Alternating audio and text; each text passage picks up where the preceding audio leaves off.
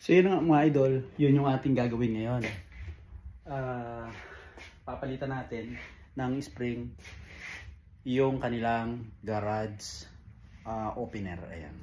So nakikita nyo ito yung tinanggal natin kanina. Ayan. So tool siya. Ayan. So dalawa po yan. So yung gagawin natin ngayon, narito naman itong garage torsion. Ayan. So dalawa siya. Ayan.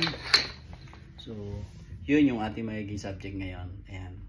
So hindi na natin makita yung pagkakalas natin yan nung putol.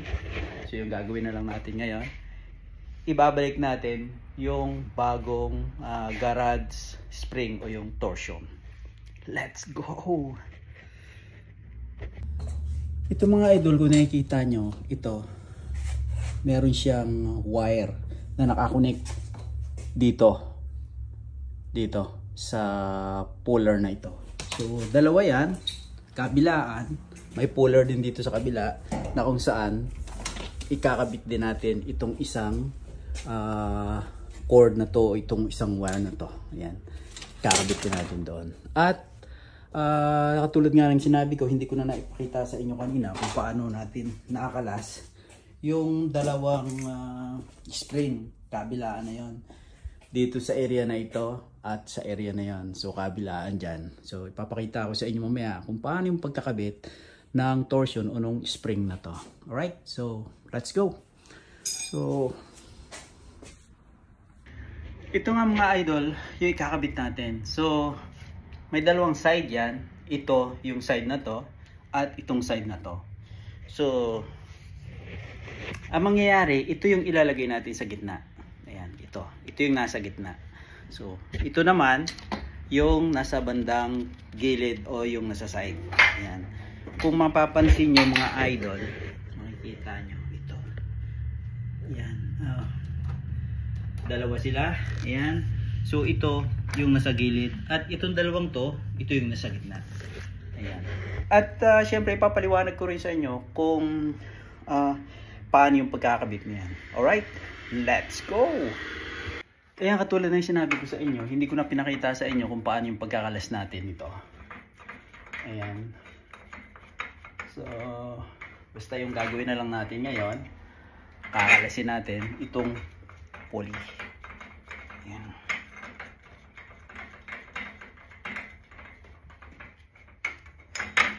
Yun. So ito na. Ayan.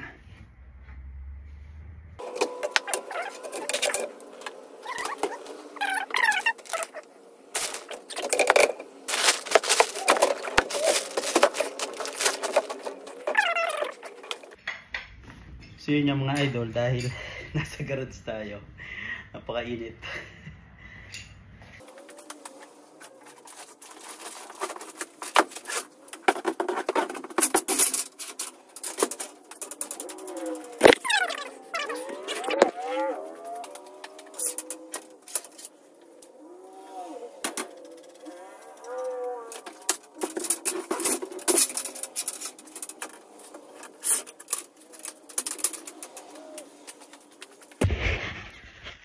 So yun nga mga idol, naipasok na natin yung dalawang torsion o yung garage spring.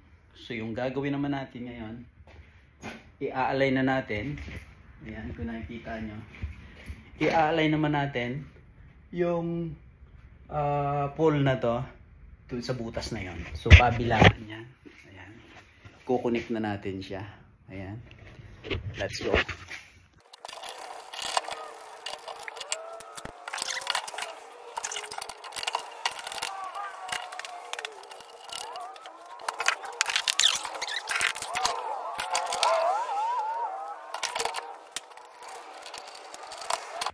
Yun nga, hihigpitan na rin natin yung puller.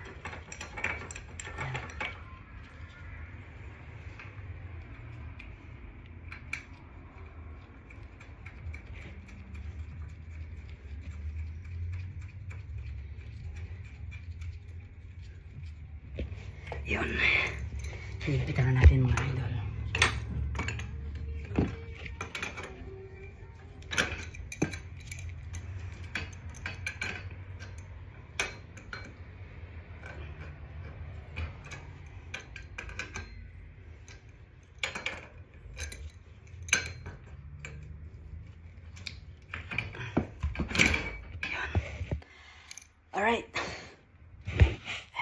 Sobrang init dito mga idol. So yun, gagawin naman natin. Hihigpitan naman natin yung sa kabila. Ayan. So magkabila lang yung ating hihigpitan muna ngayon.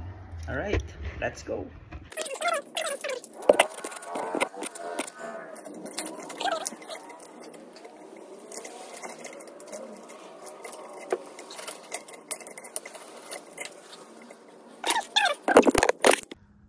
Ayan.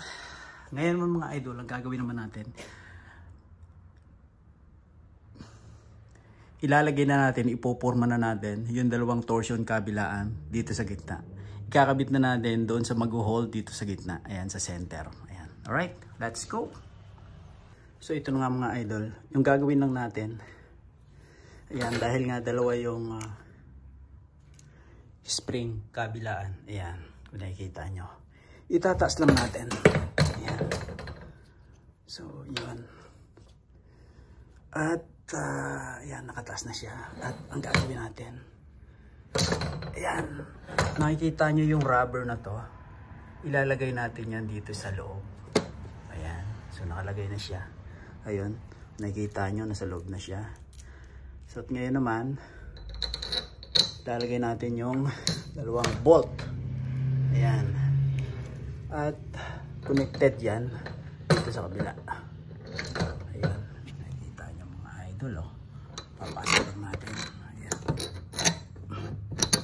Ayun. O, di ba? Yun. So ganun din yung gagawin natin dito sa baba. Papasok lang natin. Ayan.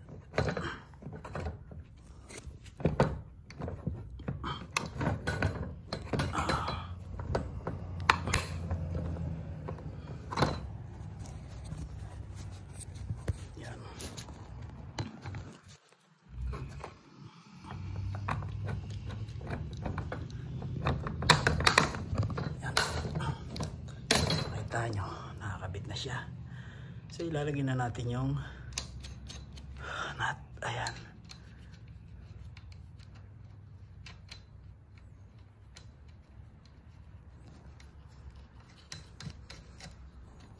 Yun mga idol. Ayan. So dahil okay na siya, ang gagawin naman natin ngayon, hihigpitan naman natin yan. At hihigpitan na natin yung kabilaan. At pati na rin ito. Ayan. Yan. Yan yung hihigpitan natin. Bali, nahigpitan na natin yung doon. Ito, hihigpitan pa natin. Hihigpitan pa natin. At hihigpitan din natin yung sa area na yon. Ayan. Ayun mga idol. So yan, kung nakikita nyo mga idol, hindi katulad nung pag-start pa lang natin kanina na nakababa pa yung kasi hindi pa nakapatong doon dito sa center. So yung nandoon okay na, nahigpitan na natin. So yung kulang na lang, ilalagay na natin yung cord na nakita natin kanina. Ayan. At dito sa kabila naman, kung nakita nyo yung puller niya, nakaangat pa siya. So kailangan nating ilalagay yan doon sa sulok. Ayan. At ilalagay din natin yung cord. Ito, itong cord na to. Na pinakita ko sa inyo kanina ito. So yun yung gagawin natin ngayon. Alright, let's go.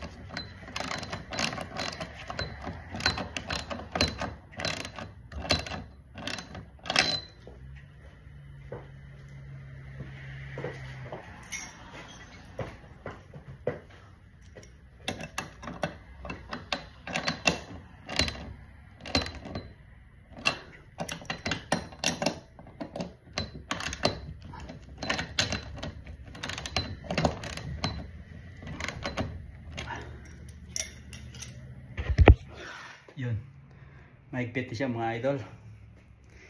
So yung gagawin naman natin ngayon, ilalagay na natin yung dalawang cord kabilaan. Alright, let's go. Ika mga idol, matapos nga nating mailagay yung cable, yan, hihigpitan na natin.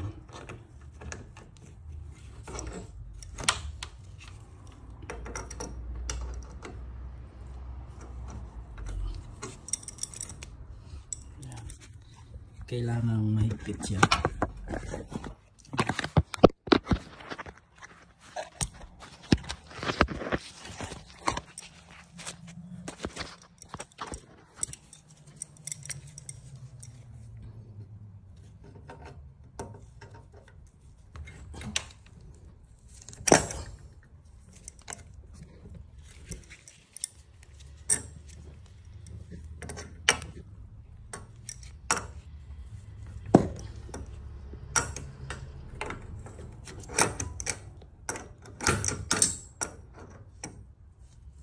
Ayan.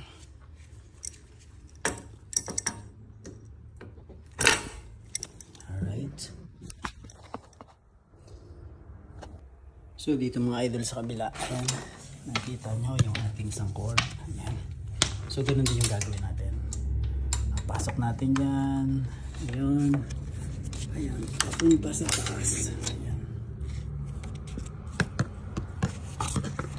Ayan mga idol, papunta sa taas. At katulad ng ginawa natin kanina, gagawin natin.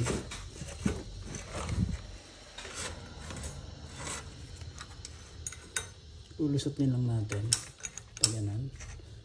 Ayan.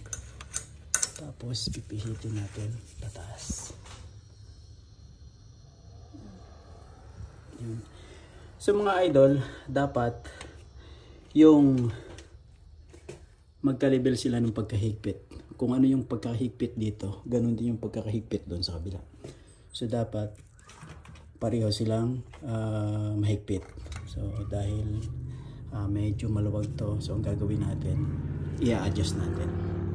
I-adjust natin ng konti. Ayan. So yung gagawin natin, tutulak natin pag ganun, patalikod. Ayan.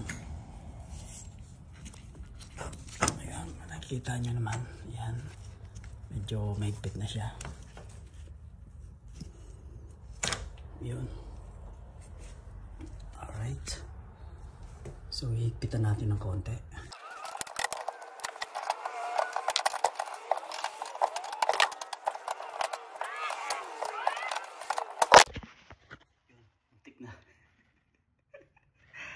Ayan mga idol. So, ang gagawin na natin ngayon, hihigpitan na natin itong torsion. Ayan. So, yun na. Yung pinakahuli natin gagawin. So, iisa-isahin ko lang mga idol. No po. So, okay na mga idol. Nahigpitan na natin siya. Nailagay na natin yung cord, kabilaan. Mahigpit na rin yung ating pulley. Yung pulley sa kabila, mahigpit na rin. Yung ating center bolt, okay na din siya. Nahigpitan na natin.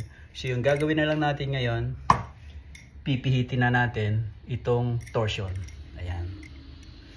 Let's go! So ito nga mga idol, meron tayong special tools na ginagamit talaga dito sa paghihigpit nitong garage door opener spring. Ito siya, ito yung pinapasok natin dito. Kung nakikita nyo, ayan, meron siyang butas na pinapasukan nitong dalawang tools na to. Kung paanong gawin yan, tingnan natin kung paano nga. Alright, so pipihitin natin ito ng mga dahil 24 yung haba nito, so yung gagawin natin dito 28 to 32 pihit yung gagawin natin. Let's go, umpisa na natin.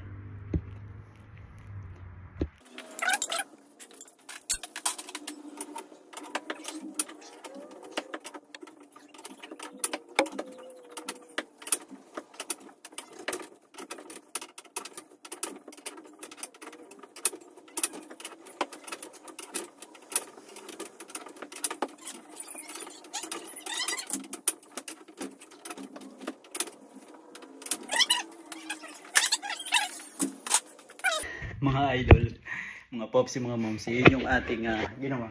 So naikot na natin yan ng 32 or 33. Nabubulo na naman si Pops. 33 ikot.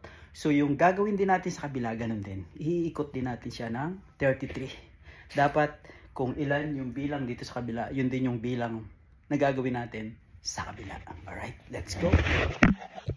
At ang gagawin naman natin ngayon, siyempre kapag kinalas natin yung isang naron, dapat ilalagay din natin itong isang to.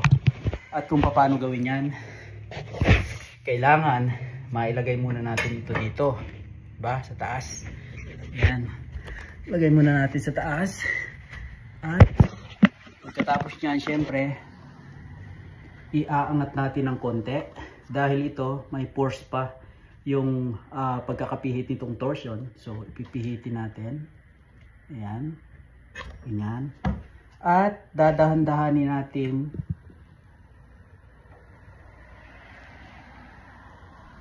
tanggalin. Ayan. So yun mga idol. So yung gagawin natin sa kabila, ganun din. Same procedure din siya. Kung napansin nyo, yung ating cord nakalagay dito sa kabila, papunta siya pa ganon. Papunta siya mula sa kaliwa pataas pa kanan. Kung napansin nyo naman itong torsion, ang lagay naman natin pabaliktad naman. So anong nangyari doon, nagkukontrahan sila. Kasi kapag iaangat itong garage door, so dadalhin ito nung torsion, na ang magdadala naman pataas ay yung cord na inilagay natin. So yun mga idol. Alright, so ang gagawin natin ngayon, lipat tayo sa kabila at yun na naman yung ating pipihitin ng 33 ikot. Alright, let's go. Sobrang initan talaga mga idol. Hirap kumita ng pira, di ba? So yung special tools natin, syempre hawak natin. At katulad ng sinabi ko, hihigpitan naman natin yung kabilang side.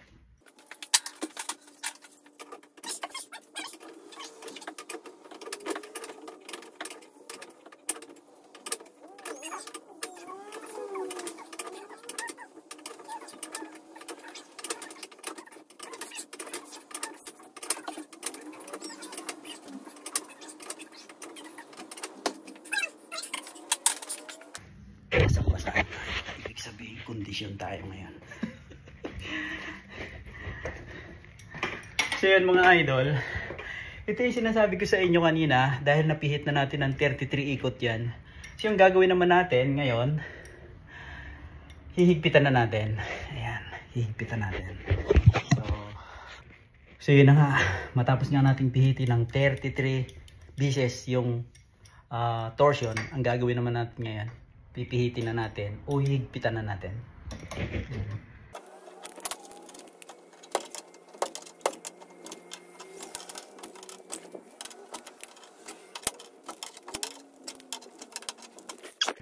At yun na nga mga idol, naigpitan na natin. Kaya yung gagawin naman natin ngayon, aalisin natin itong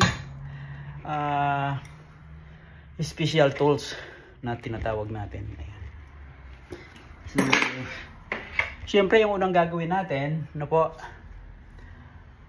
ilalagay muna natin ito dito sa butas. Dahil sabi ko nga ito, medyo hindi natin pwedeng tanggalin ng basta tatanggalin lang natin, na kailangan kasama to palagi. Pag ginamit natin itong dalawa na to, safe tayo mga idol. Pero syempre, kailangan laging mahigpit yung pagkakahawak natin dito. Dahil anytime pwedeng dumulas sa kamay natin, pwedeng matamaan tayo. Yun, ganun mga idol. So, gagawin natin yan, kakalasin lang natin yung ating special tools, sabi nga. Special tools, ayan. So,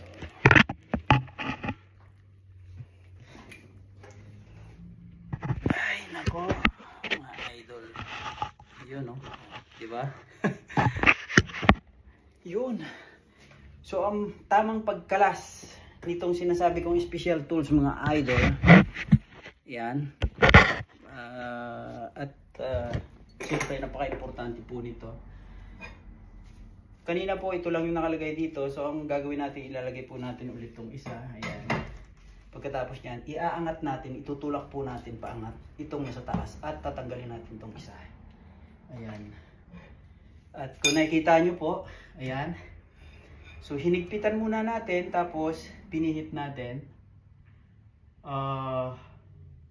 Hinigpitan muna natin doon, tapos pinihit natin ito.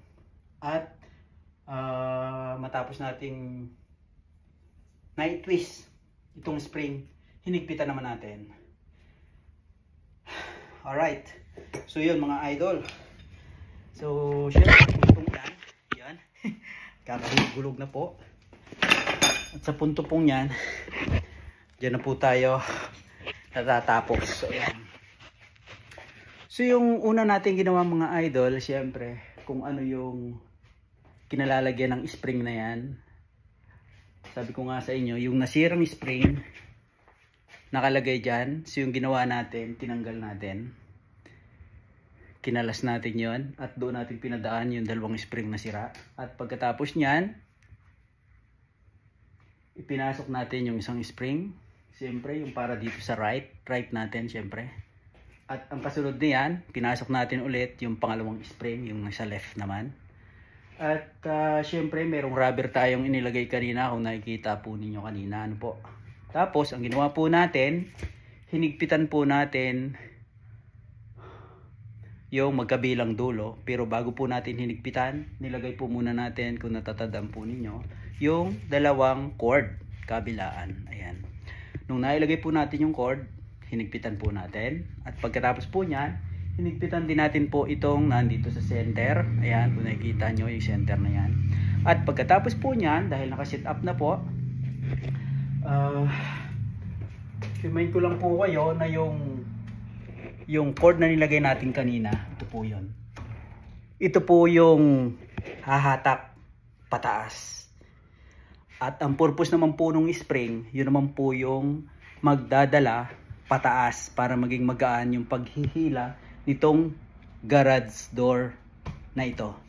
At matulungan po yung makina na yon na hihilahin siyang pataas. Kaya yun po yung purpose. Kaya may makina at meron po tayong spring na siyang magpapagaan sa pagpapaangat at meron po tayong cord na ito po yung magdadala paangat. Ayan, alright. So yun, ngayon naman mga idol, ang gagawin natin ngayon, try po natin at bubuksan na natin itong ating nagawa kung okay na ba. Yan. Alright. So, let's go. So, right. So, mga idol, ito na nga yung ating nagawa. Ayan. So, ginawa lang natin. Iisa-isan ko po ulit sa inyo. Kinalas po natin yung sa kabilang side. Ayan, kinalas natin yung pulley doon. Tinanggal natin yung cord. Kinalas natin yung dalawang spring na sira po. Ayan, kinalas natin doon na lang sa isang side po na yon. At pagkatapos po niyan, binalik po natin yung bagong torsion o yung bagong spring. At hinigpitan po natin yung nasa gitna. Itong nasa gitna po na to. At pagkatapos po niyan, dahil may dalawang pulley po doon sa magkabilang dulo. Ayan, kung nakikita nyo. Magkabilang dulo, may pulley. Oy, okay lang. Ikinabit naman po natin yung cord. Ayan, paglagay po natin ng cord doon sa pulley, ang ginawa natin, hinigpitan natin. So, ganun din po sa kabila. Nung nailagay na natin yung cord, hinigpitan natin yung pulley. Yun. At hinigpitan na rin natin pagkatapos po natin pinihit yung nandito sa ating torsion. Alright, so ngayon, the moment. Ito na po. Titingnan natin kung nabigyan natin ng katarungan yung ating ginawa. Alright, so let's go! Oh, sige na, pindutin mo na. May on yata yan eh. Ayun, yun. Alright. Pindutin na. Sige. Yun. Ay, hindi pala nakapagin. So ito na mga idol. The moment of truth. Alright. So ito na po yung ating, ayan, on and off. Open and close. Ayan. Alright. Yun o. Oh, diba? Alright. Wala. Yun. Yun na nga.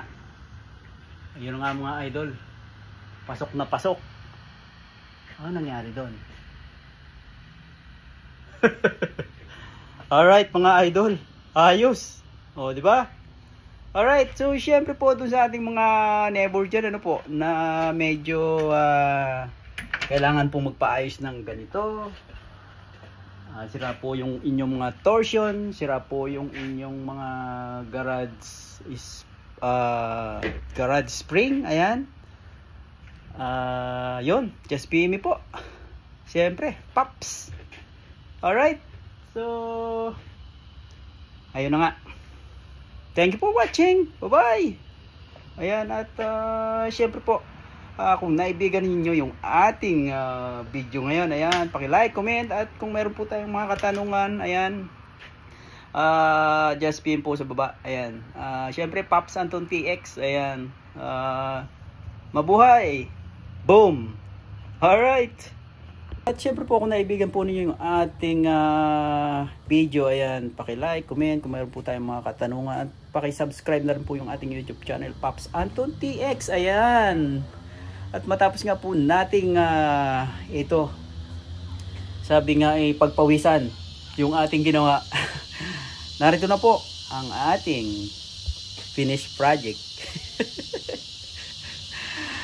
Ayan, ang pagkakabit po ng torsion ng garage door. Alright, so thank you for watching. Bye bye. You know, right?